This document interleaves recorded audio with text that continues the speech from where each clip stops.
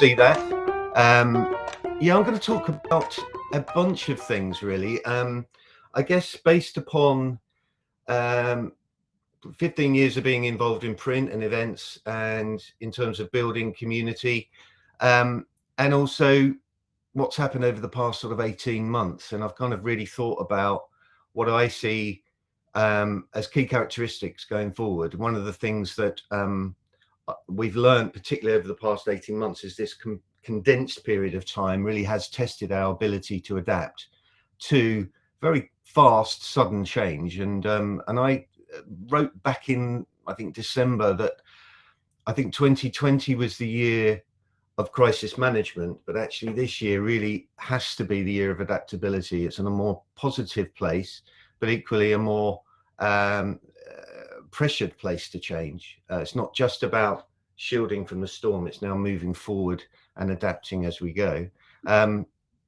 So COVID has had a shocking impact, of course, and nobody wants to belittle the catastrophe that's that many people have experienced with the illnesses involved and so on. But equally, it has presented us with a kind of option to adapt and change, and perhaps see some opportunity in that. Certainly has so with Future Print. We've moved from, I think, in February last year in 2020 of having around 400 subscribers to now having over 16,000. So clearly that's evidence that by doing stuff you can grow, and I guess that is a test of adaptability. Really, we went to bed in March last year, and it was 2020, and then we woke up in April, and it was all of a sudden it was 2030. So really intense and sudden change, but frankly, most of which would have changed anyway, perhaps in 5 to 10 years. So while we've all gone into this kind of like time machine, we have popped out 10 years later. And really, if we're able to be nimble, agile, flexible, and adaptable, there are opportunities to take forward. And I'm not going to list you the opportunities I see in print, but I'm going to be talking around perhaps how we operate as business people and individuals.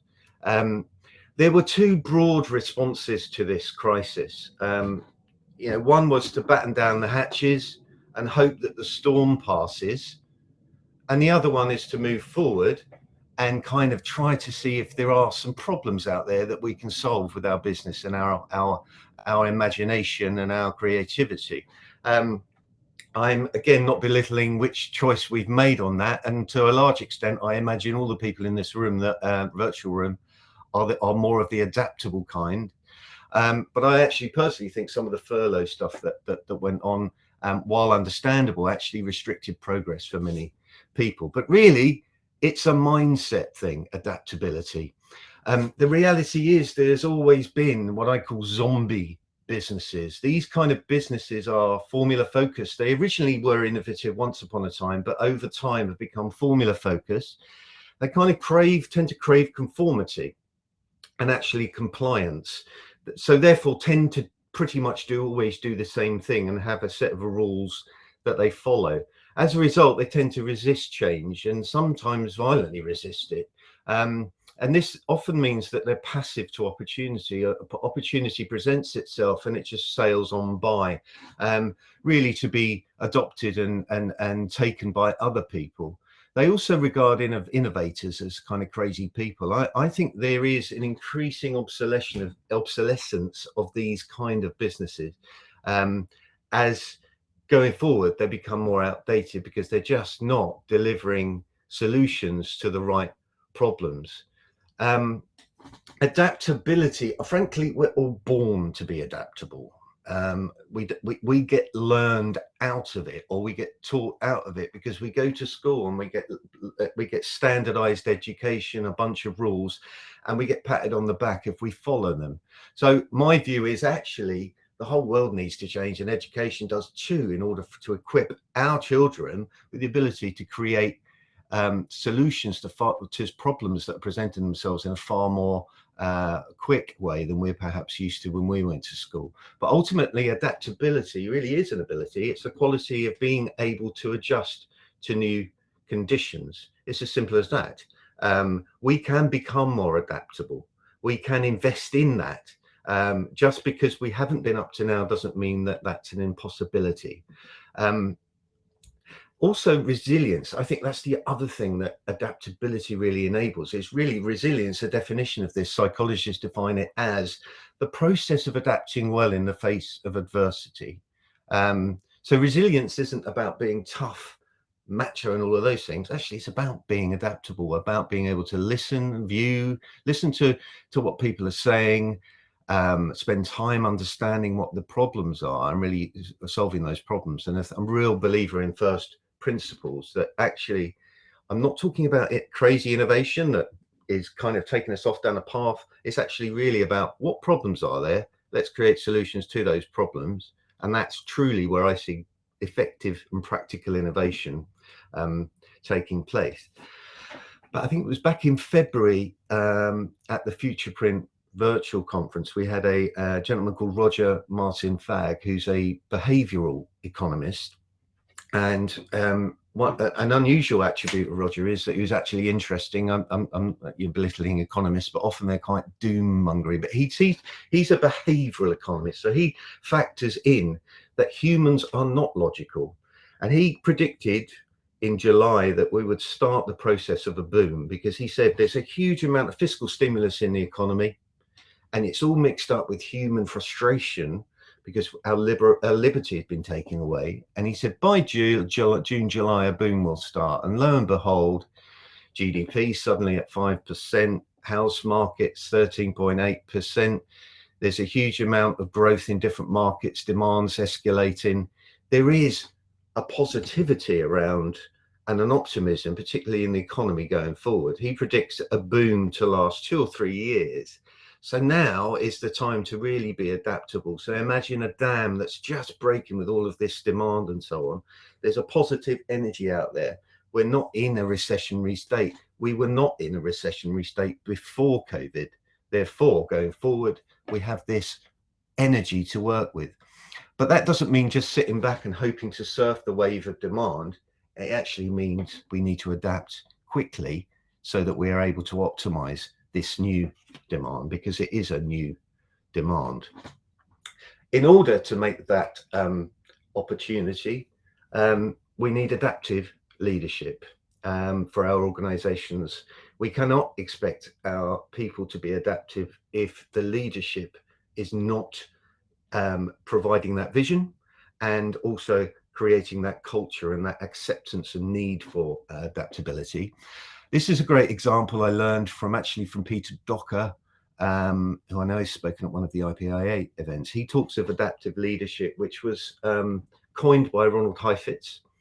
Adaptive leadership, as it suggests, is all about adaptability. And what we've painted here is an example of Kennedy in 1961 at Congress. He sets out a target. He says, by the end of the decade, we will be putting a man on the moon. And he said this very confidently. He declared his thinking. And what he did is he painted a vision. Not only that, he created a culture at NASA where they were able to solve the problems and able to make that goal a reality. And as well as that, he put in a huge amount of funding to enable that to take place. Adaptive leadership is important because actually Kennedy didn't know how that goal was going to be realized, but he put in place a energy, a vision, and a culture that would enable those many problems to be solved. And actually, lo and behold, before the end of the decade, tragically without him being around at the time, of course, they realized that goal.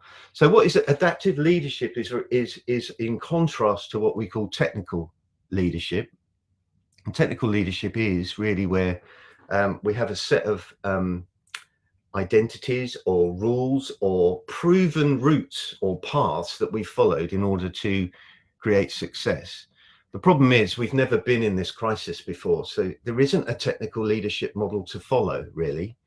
So it is really critical, I think, for effective adaptability, for adaptive leadership to be embraced. And that is often about unlearning and being prepared to learn new ways of doing things, try new things out, have a culture that doesn't persecute failure, and move forward that way. And often that means being unique and being individual. And this is really hard for humans, because we actually, if you go back to school, it's all about not standing out. It's all about being part of the crowd. It's all about being normal and following the rules and so on. But actually what happens then is, Naval Ravikant says, is that crowd thinking results mostly in conformity, while individual thinking tends to focus more on truth. And it takes more courage to be individual, and it takes more energy, and it takes more commitment, but actually you get a greater output as a result.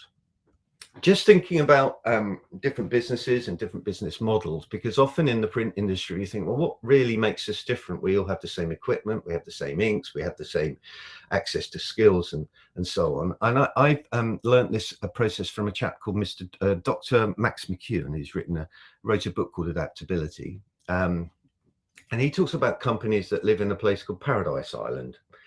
And Paradise Island, the kind of businesses that work in Paradise Island is obviously, the climate's quite nice. There's plenty of wealth and opportunity and food, and there's not a lot of scarcity.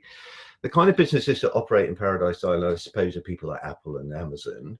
I'll give you an example, perhaps, of one that is perhaps a bit more relatable. Southwest Airlines. Airlines are very, very easily replicable. Southwest Airlines somehow, though, despite having the same access to technology, skills and so on, outperform their closest competitor by virtually 10 to 1. Their closest competitor is United Airlines. And you have a look at the sort of culture and leadership of the Southwest Airlines. They have a culture where they place their people and their customers on equal pegging. So they pay their people a lot. They also devolve responsibility to their people. So if in a particular flight there's a particular problem, they're not persecuted if they turn the flight back for whatever reason and waste a huge amount of money, and if it's the right thing to do for the customer. And as I said, they have this kind of culture where devolve responsibility, people first, etc. Yeah, contrast this with United Airlines, who really stand on the edge of bankruptcy on a virtually daily basis, are very rule based. They persecute failures. Their customers are not important. They'll treat their customers extremely badly, and they have this very toxic kind of culture. They also distinguish their product mostly by price only. So you've got this kind of example of two different approaches. And I think Paradise Island can be a place to focus on as businesses, but really focusing on what makes us different. It doesn't have to be technology. It can be the way we operate as people. United Airlines, conversely, tend to inhabit a place, or do inhabit an island called Bloody Island. Bloody Island, the kind of atmosphere is very toxic. The weather's terrible. People tend to copy ideas really easily. But these people look at Paradise Island and can't work out why they do what they do. Why do they do it like that? That's the kind of things they say. I think one of the famous stories that Amazon had is that a lot of the bookstores just thought Amazon were crazy, and as a result, they're still where they are, or some are out of business, whereas Amazon are what they are today. The thing with Bloody Island is, if you have an original idea, it's copied immediately. And frankly, let's have a look at any industry, and we're talking print here. We all know businesses that operate mostly in Bloody Island, and it's a very stressful place to be. So what I'm suggesting here with our kind of adaptability theme is to we have the opportunity now to really sort of strategize and think, we're aiming for Paradise Island. What do we need what makes us different? Go through that process, strategize and so on. And through a process of adaptability, trying, failing and so on, we will move forward in that direction. Frankly, for Bloody Island, and really is a result of a failure of a system, is a failure to adapt. I think it's a misnomer to say that humans like change. We don't. We dislike change. I guess we like change if we win the lottery or something. But even then, it's proven that a lot of lottery winners lose their money very quickly, because it's a radical change. Failure is unavoidable, but while I'm asking all of us to take risk, I'm not asking us to take stupid risks. We can take micro risks. We can move forward and learn and see that as a process of learning, and that's a key criteria for adaptability.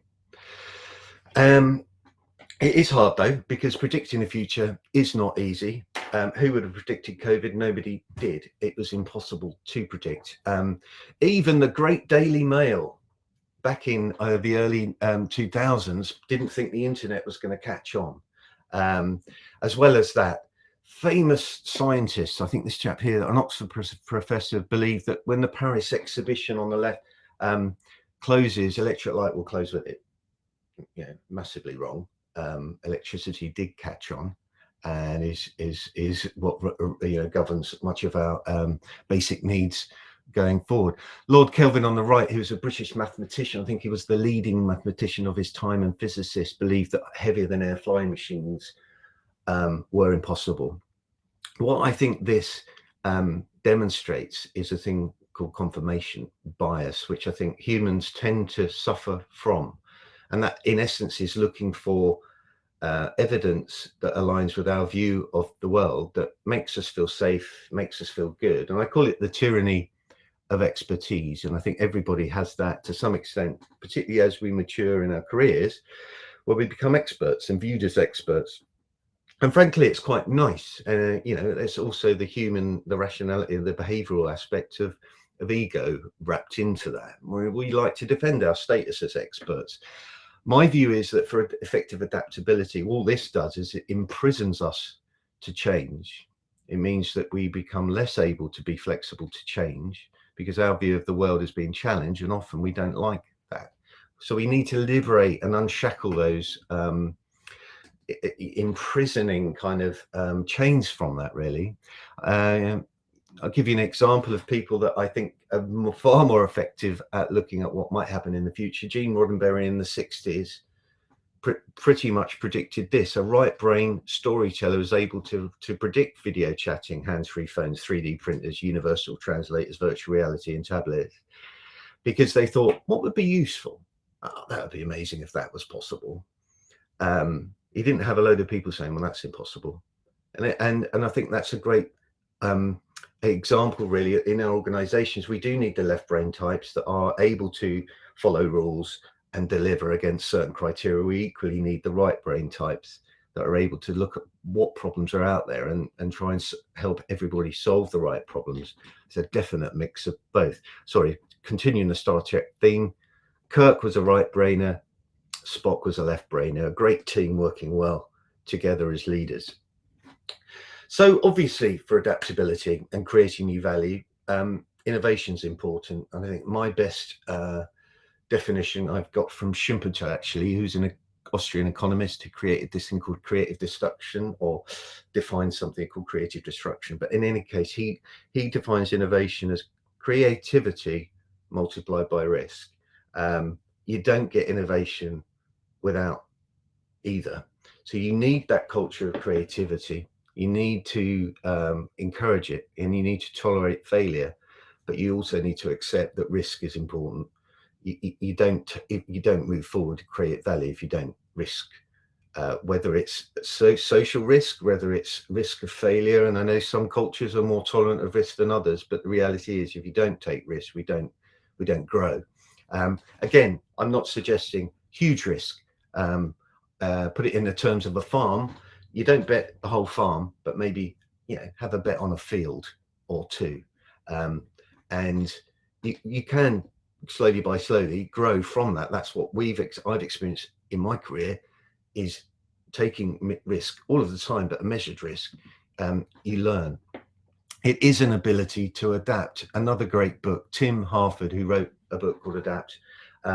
Again, another economist, and another interesting economist. So there are two of them out there. He says, the ability to adapt requires a sense of security and inner confidence that the cost of failure is a cost we'll be able to bear. So that's really just underlining, I guess, to some extent, what I'm kind of saying. So what are the traits of the adaptable I think at the top, adaptive leadership and purpose.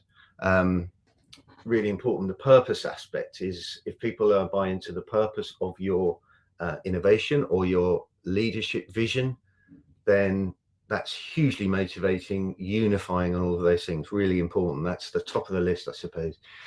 And importance to be independent and inquisitive. So I guess your adaptable team or your innovation team should be made up of a mixture of people, not just the ones that like compliance. We need a mix of both. And independence is really important. The culture, therefore, must also tolerate mistakes and not persecute people. Nobody will be innovative if they feel that if they make a mistake, they're going to lose their job or they're going to be shamed in front of their colleagues. Resilience and grit is important, so not giving up. I sort of think back to when my children learn to walk. They don't, kids don't give up if it doesn't work straight away. You need to continue trying things and risk failure and move on and carry on.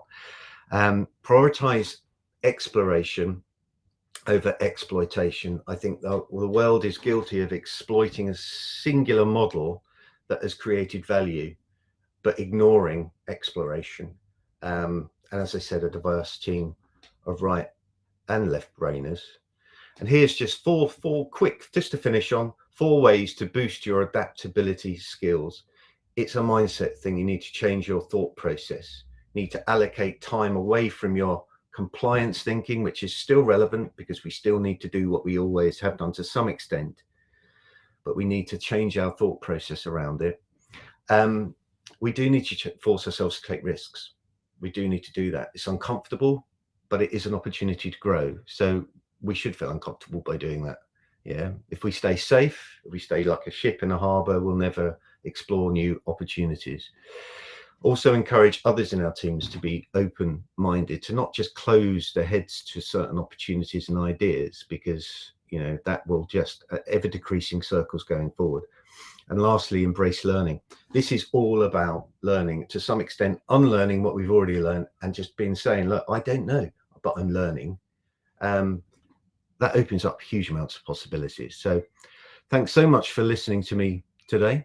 I really appreciate the opportunity to speak to you all. I've enjoyed chatting, and I look forward to continuing to work with the IPIA and Brendan for what is a fantastic collaboration. And also what I'd like to say also is, having observed IPIA and particularly from Brendan's leadership, how adaptable he's been and the organization has been.